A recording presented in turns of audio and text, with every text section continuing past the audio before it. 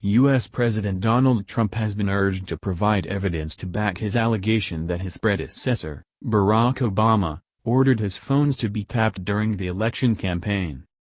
Republican Senator Ben Sasse said Mr. Trump's comments were serious and he should explain the alleged wiretapping and how he came to know about it. The Republican president has supplied no details to back his words. An Obama spokesman said he had never ordered surveillance of any U.S. citizen. Under U.S. law, wiretapping can only be approved if there is probable cause to believe that the target is an agent of a foreign power.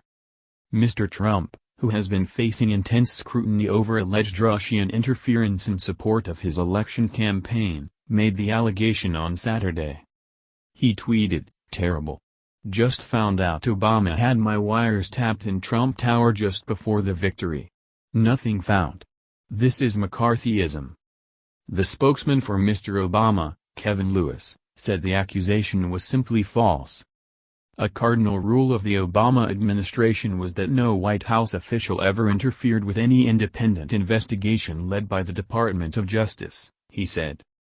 The statement left open the possibility that a judicial investigation had been taking place. Earlier Ben Rhodes, who was Mr. Obama's foreign policy advisor and speechwriter, also addressed Mr. Trump's claims in a tweet, saying, "No president can order a wiretap. Those restrictions were put in place to protect citizens from people like you." Mr. Trump, who is at his Florida resort, fired off a series of tweets from just after 6:30 local time, 11:30 GMT, on Saturday.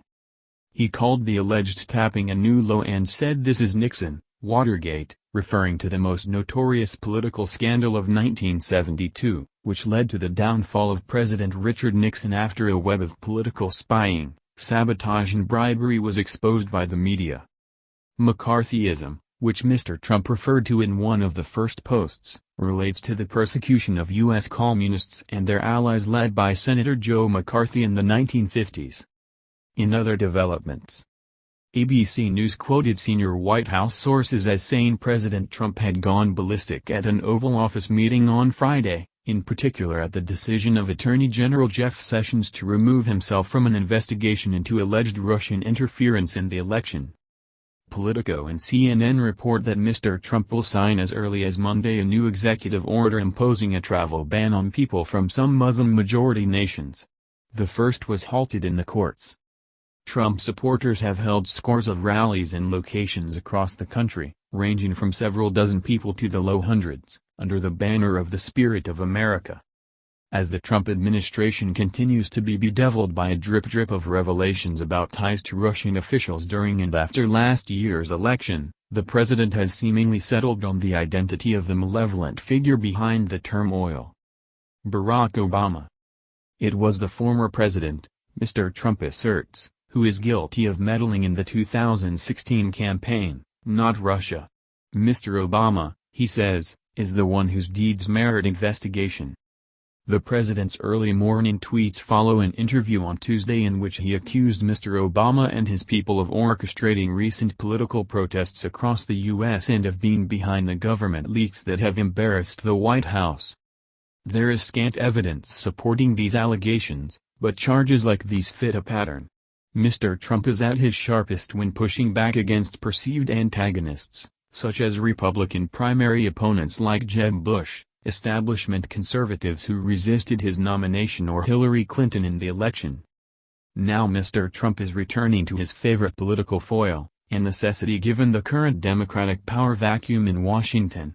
It could mark the beginning of a massive water-muddying effort in which any forthcoming investigatory revelations are swept up in a growing partisan maelstrom.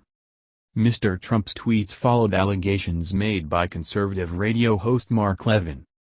Mr. Levin said there should be a congressional investigation into what he called Mr. Obama's police state tactics in his last months in office to undermine Mr. Trump's campaign. Some Democrats have suggested Mr. Trump's latest tweets are an attempt to focus attention away from the Russian affair. House Democratic leader Nancy Pelosi said, "The deflector-in-chief is at it again.